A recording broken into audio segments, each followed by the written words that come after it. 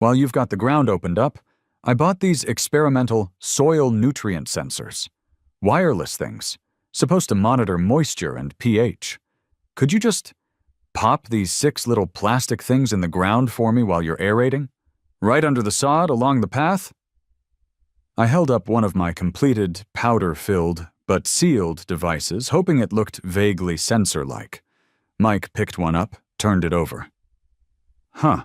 Nutrient sensor, eh? Looks kinda like… I don't know. Okay, yeah, sure, easy enough to bury 'em while we aerate. Weird spot for sensors, though. Yeah, well, I shrugged. Experimental. Karen lives 2 doors down, but the sidewalk takes a slight curve. Cutting diagonally across the corner of my front lawn shaves approximately 4.7 seconds off her journey to the mailbox, or wherever else she's power walking off to in her Lululemon gear. 4.7 seconds. Apparently, this time saving was worth trampling the delicate ecosystem of my fescue blend and occasionally flattening the pansies I optimistically planted near the walkway each spring. At first, I figured she just didn't realize. Our neighborhood, Pleasant View Heights, the irony is not lost on me, doesn't have fences in the front yards, just polite stretches of grass demarcating personal space. So the first few times I saw her striding across my lawn like she was conquering new territory, I gave her the benefit of the doubt. The first time I spoke up, it was peak politeness. Caught her mid-stride, halfway between my oak tree and the aforementioned pansies. Hey Karen, I ventured, trying for a friendly neighbor vibe. Mind maybe sticking to the sidewalk? Trying to get the grass to grow in that corner? She gave me a blank look, as if the concept of not walking wherever she pleased was utterly foreign. Oh, Walter, don't be silly. It's just grass. It's much faster this way. And she continued on her merry, lawn-compressing way. Okay. Politeness failed. Time for phase 2. Visual deterrence. I bought one of those polite little "Please keep off grass" signs. The kind with the friendly cartoon gnome on it. Planted it right in the middle of her preferred shortcut. The next day the sign was gone. Not broken, not vandalized, just gone. Vanished. I later saw it peeking out from under a pile of leaves in her yard waste bin. Accidental? I think not. Phase 3. Physical barriers, sort of. I bought some of that low decorative wire border fencing, about a foot high, and installed it along the edge of the lawn she cut across. It looked kind of tacky, frankly, but I was getting desperate. The next afternoon, I watched from my window as Karen approached, saw the tiny fence, paused for approximately half a second, then carefully, deliberately, lifted one Lululemon-clad leg high over the wire and continued on her path, stepping neatly between my surviving pansies. She didn't even break stride. The fence was less a deterrent, more a minor gymnastic challenge she apparently relished. Phase 4. Official channels. I complained to the HOA, sent them photos of the path worn into my lawn, explained my failed attempts at diplomacy and gnome-based signage. Their response? A masterpiece of bureaucratic buck-passing. Dear Mr. Schmidt, the form letter read, thank you for bringing your concerns to our attention. The Pleasant View Heights HOA encourages neighborly communication to resolve property line disputes. While we remind all residents to respect private property, the association does not actively police pedestrian pathways unless significant property damage is documented. We suggest discussing the matter further with your neighbor. Discuss it further? I'd be better off discussing quantum physics with my toaster. I even considered calling the police non-emergency line once, just to ask about trespassing. The dispatcher was polite, but firm.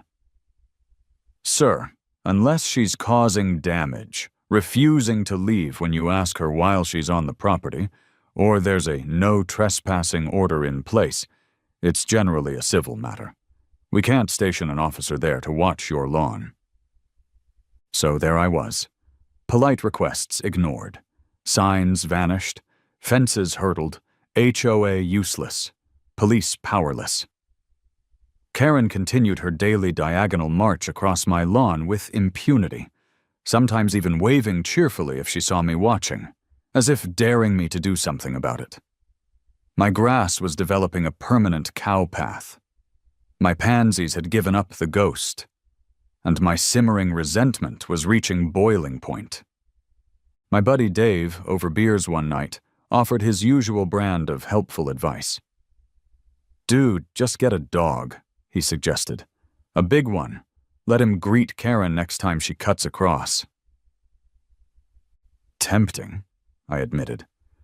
But knowing my luck, I'd get fined by the HOA for having an intimidating animal or something.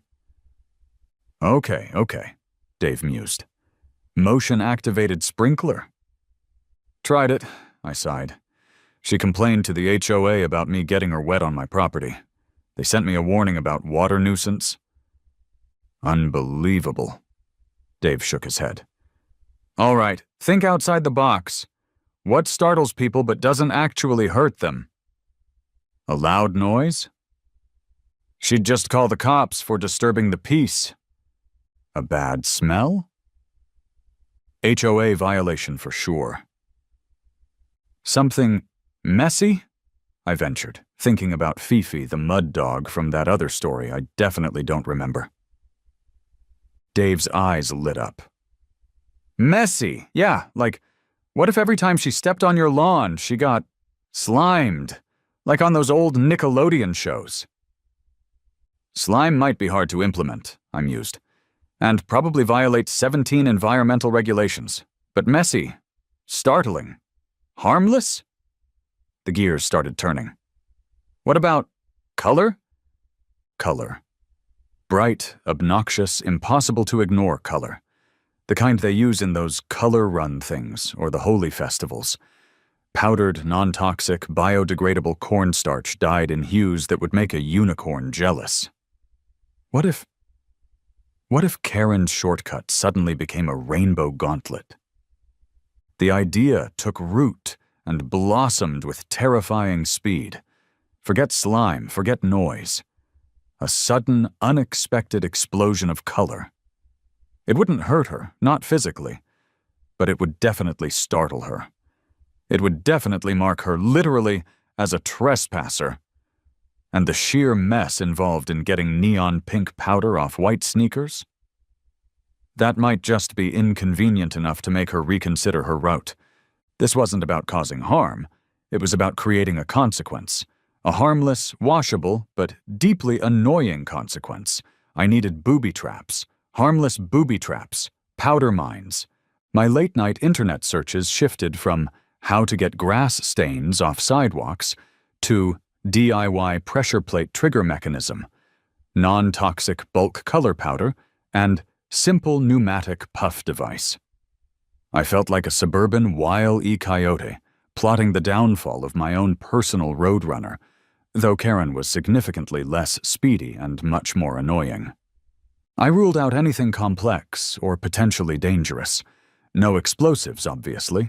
No projectiles that could hit her in the eye. No liquids that could stain permanently. It had to be simple, reliable, and undeniably harmless, except to Karen's dignity and dry cleaning bill. I settled on a design. A small, shallow plastic container buried just beneath the sod. Inside, a generous scoop of brightly colored holy powder. On top of the container, resting just below the grass roots, a simple pressure plate made from thin wood or sturdy plastic. Connected to the pressure plate, a simple mechanical trigger, maybe a spring-loaded lever arm, or even better, a small disposable CO2 cartridge, like for inflating bike tires, rigged with a pin valve. When Karen stepped on the hidden pressure plate, it would depress the trigger, releasing the spring or piercing the CO2 cartridge, creating a sudden puff of compressed air inside the container, forcing the powder upwards in a localized, startling cloud around her foot and lower leg. Simple, effective, non-lethal, gloriously messy. Procurement was surprisingly easy. Bulk holy powder in eye-searing shades of pink, Blue, green, orange, and yellow was readily available online, advertised as non-toxic, eco-friendly, and skin-safe, cornstarch, and food-grade dyes. Small CO2 cartridges were cheap. The pressure plates and trigger mechanisms required some basic tinkering in my garage, involving springs, small hinges, plastic tubing, and maybe a bit of duct tape. I felt like MacGyver if MacGyver's mission was passive-aggressive lawn defense. I built 6 identical devices, each loaded with a different vibrant color, my little rainbow coalition of annoyance. Now for the installation. This was the tricky part. I needed to bury them along Karen's well-worn shortcut path without making it obvious the lawn had been disturbed. Doing it myself under cover of darkness seemed like the best bet. Less chance of witnesses or awkward questions. However, fate intervened in the form of Mudslide Mike, the landscaping guy who had delivered the mountain of dirt for my other neighbors. Previous landscaping project. Again, different story. I saw his truck down the street doing some legitimate work. An idea sparked plausible deniability via contractor. "Hey, Mike," I called out, wandering over casually. "Got a weird question for you." Mike looked up from his wheelbarrow, wiping sweat. "Hey, Walt, shoot. After that last job you called me about," referring to the mud pit story I definitely don't remember. "Nothing sounds weird anymore." "Great," I said. "So I'm having some soil compaction issues along this specific path here." I pointed towards Karen's shortcut. "Was wondering if you could do some deep core aeration just along this strip, really loosen things up?" Mike squinted at the path. "Aeration? Sure, looks fine to me, but okay." "And," I added, trying to sound nonchalant, "while you've got the ground opened up, I bought these experimental soil nutrient sensors, wireless things, supposed to monitor moisture and pH. Could you just pop these 6 little plastic things in the ground for me while you're aerating? Right under the sod, along the path?" I held up one of my completed, powder-filled, but sealed devices, hoping it looked vaguely sensor-like. Mike picked one up, turned it over. "Huh? Nutrient sensor, eh? Looks kinda like, I don't know. Okay, yeah, sure, easy enough to bury 'em while we aerate. Weird spot for sensors, though." "Yeah, well," I shrugged. "Experimental." Mike and his crew did the aeration the next day, and true to his word, carefully buried my 6 nutrient sensors just beneath the surface along Karen's path, replacing the sod neatly on top. Perfect. They looked completely invisible. My rainbow landmines were armed and waiting. All I had to do was sit back, watch, and wait for Karen's regularly scheduled trespass. The anticipation was almost unbearable. I didn't have to wait long. Karen's routine was as predictable as the sunrise, only far more irritating. Around 3:15 p.m. the next day, her front door opened, and out she strode, clad in her usual power-walking attire, visor firmly in place, phone pressed to her ear, already mid-stride towards my lawn. I positioned myself strategically at my living room window, partially hidden by the curtains, heart pounding with a mixture of nervous excitement and gleeful anticipation. This was it. Judgment Day. Or rather, Powder Day. She stepped off the sidewalk onto the grass, heading diagonally towards the oak tree. Her usual route, completely oblivious. Talking animatedly on her phone. Come on, Karen, I thought. Just a few more steps. Right into the pink zone. Her foot came down, right where Mike's crew had buried the first sensor. Poof! A sudden, startling cloud of brilliant neon pink powder erupted from the grass, engulfing her right ankle and shin in a vibrant haze. Karen stopped dead. Mid-sentence. She looked down, bewildered. What the? I could faintly hear her say into the phone. She stared at her now pink sneaker and calf, confusion warring with annoyance on her face. She probably thought a neighborhood kid had thrown something. She took another step forward, maybe trying to brush the pink dust off, muttering into her phone. Her foot landed squarely on the next trigger point. Poof! This time, electric blue powder exploded upwards, coating her other leg. Now she yelped, jumping back in genuine surprise, dropping her phone onto the grass, hopefully not onto another trigger. "What is going on?" she shrieked, looking around wildly. Oh, this is better than I ever imagined, I thought, stifling a laugh behind the curtain. Go for the trifecta, Karen. Panicked now, she took another hasty step sideways, trying to get off the attacked path. Wrong move. Poof, lime green. It puffed up beautifully, adding a third distinct color to her previously pristine white leggings. She stood there for a moment, frozen, looking down at her multicolored legs like she'd accidentally wandered onto the set of a particularly aggressive children's art project. Pink, blue, green. She looked like a walking, sputtering Jackson Pollock painting. That's when she spotted me. I'd made the mistake of letting a chuckle escape, and her head snapped towards my window. Her eyes, wide with shock moments before, now narrowed into slits of pure fury. The connection was made. Forgetting her dropped phone, forgetting decorum, forgetting everything except righteous indignation, she stormed towards my front door, leaving faint, multicolored puffs in her wake with every angry step. I quickly composed myself, wiped the grin off my face, mostly, and casually opened the front door just as she reached it, pretending I was just stepping out to check the mail. "Karen!" I exclaimed, feigning wide-eyed shock and concern. "Good heavens, what on earth happened to you? Did you get into a fight with a rainbow?" "Walter Schmidt!" she shrieked, pointing a trembling, powder-dusted finger at me. Her voice was several octaves higher than usual. "You did this! Your lawn! It attacked me!" "Attacked you?" I widened my eyes further. "Karen, lawns don't attack people. Are you feeling okay? That's a lot of color you've got there. Very festive." "Don't you play innocent with me?" she seethed, flecks of blue powder dislodging from her leggings as she vibrated with rage. "I stepped on your grass, and it exploded. Pink, blue, green all over me. You booby-trapped your lawn?" "Booby-trapped?" I gasped, clutching my chest theatrically. "Karen, that's a terrible accusation. Why would I ever do such a thing? Are you sure it wasn't, kids? Maybe playing one of those color run games nearby. The powder blows around, I peered intently at my lawn. Looks perfectly normal to me. Maybe it's a strange type of pollen or a bizarre soil fungus. Some fungi are brightly colored. "Fungus!" she screamed. "This was not fungus, Walter. This was you.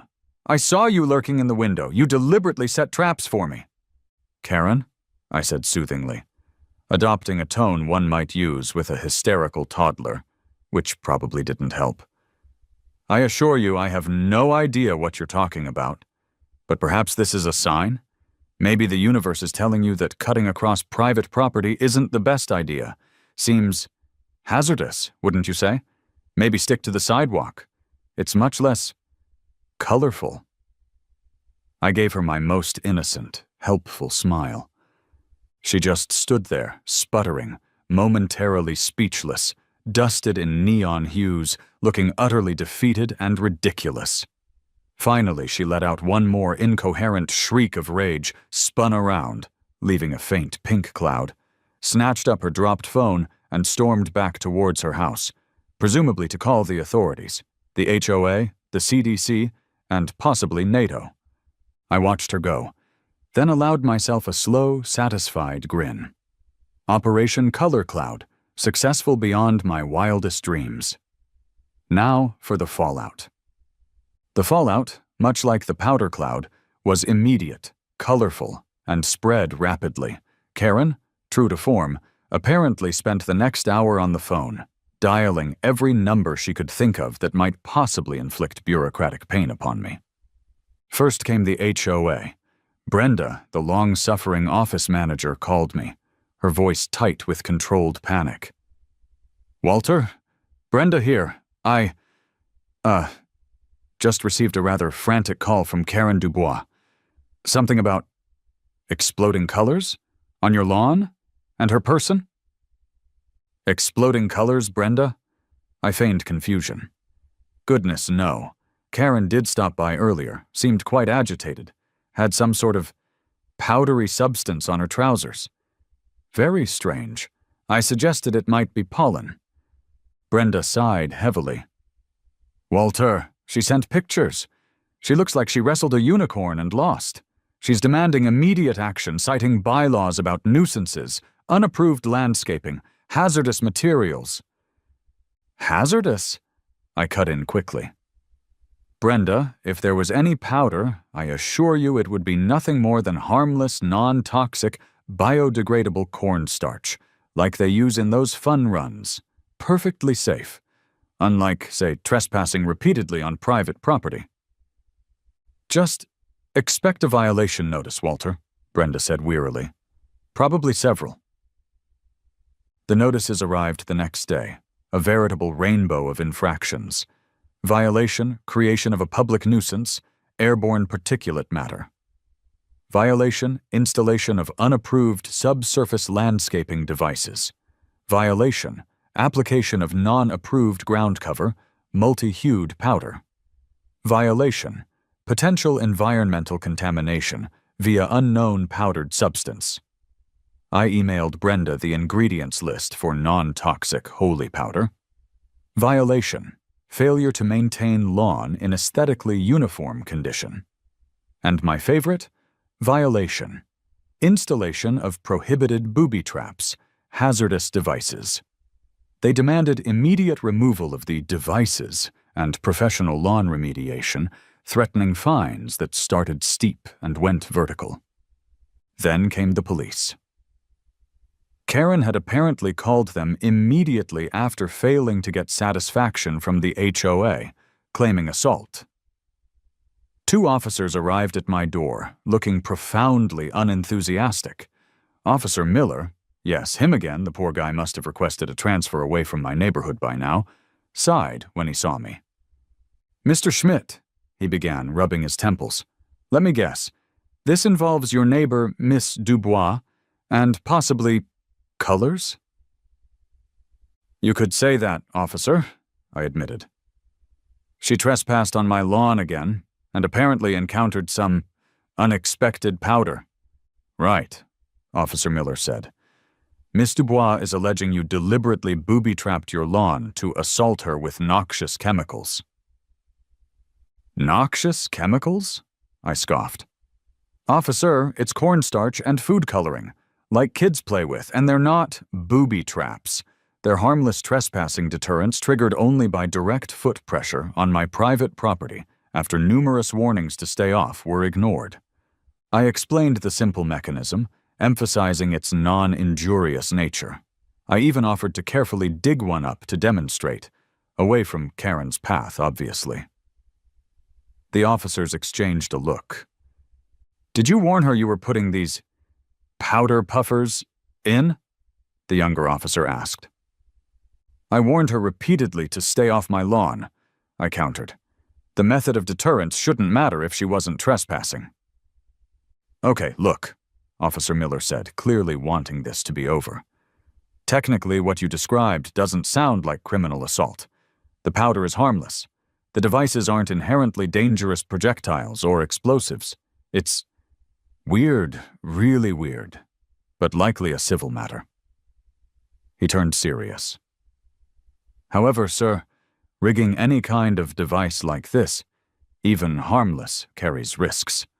What if someone else accidentally steps on it? A child, the mail carrier? What if someone is startled, falls, and gets hurt? Your civil liability could be significant. We strongly advise you remove them. He then turned towards Karen, who was watching intently from her porch. And ma'am, he called out, we've advised you before about trespassing. Continuing to enter Mr. Schmidt's property after being warned could result in a citation. Please use the sidewalk. They left, leaving Karen fuming and me with a warning about liability but no actual charges. The neighborhood, of course, was buzzing. My exploding lawn became the primary topic of gossip. Reactions were mixed. Some thought it was hilarious, and that Karen got what she deserved. Others were horrified, siding with Karen about the danger and eyesore. Kids started daring each other to try and run across my lawn. I quickly put up temporary yard closed for soil treatment signs to prevent accidental powderings. The HOA fines continued to pile up. Karen, perhaps emboldened by the liability warning from the police, sent a letter via her lawyer demanding I pay for the emotional distress and property damage to her shoes caused by the powder assault. My lawyer sent back a letter reminding her about trespassing laws and suggesting she invest in washable footwear. It was a colorful Cold War. The Great Powder Standoff lasted for about 2 glorious, stressful, rainbow-hued weeks. During that time, Karen did not set foot on my lawn. Not once. She took wide, exaggerated detours onto the street to avoid even getting close to the property line. Fifi, her dog, was kept on a short leash and seemed to actively pull away from my yard. Victory! The system, however bizarre, actually worked. But the pressure was mounting. The HOA fines were accumulating at an alarming rate.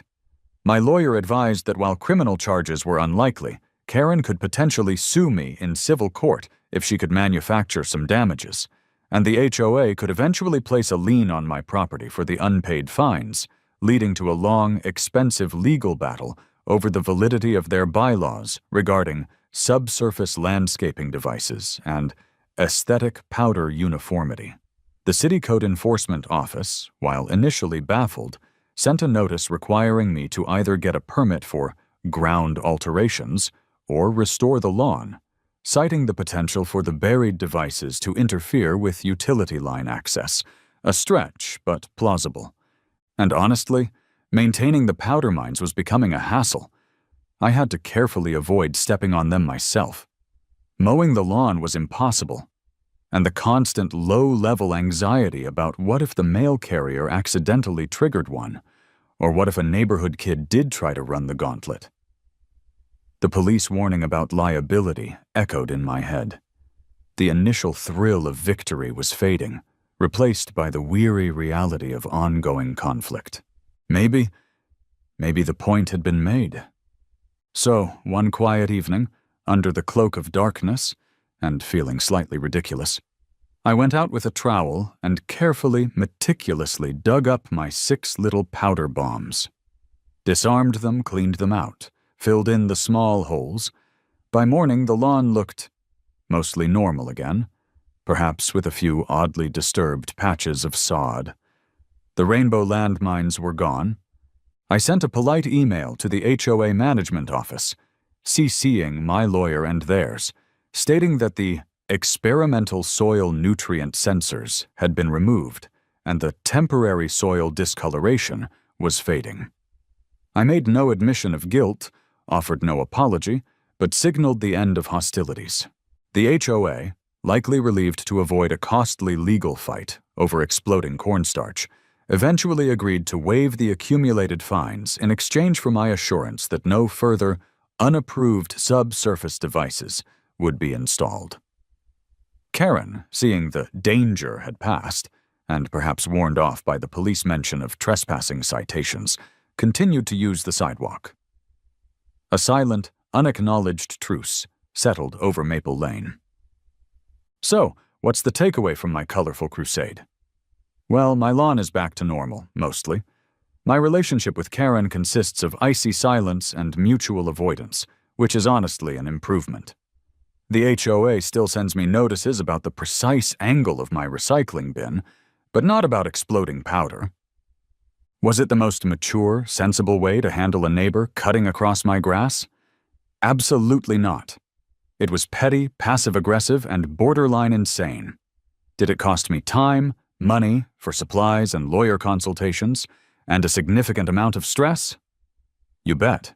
But Did it work?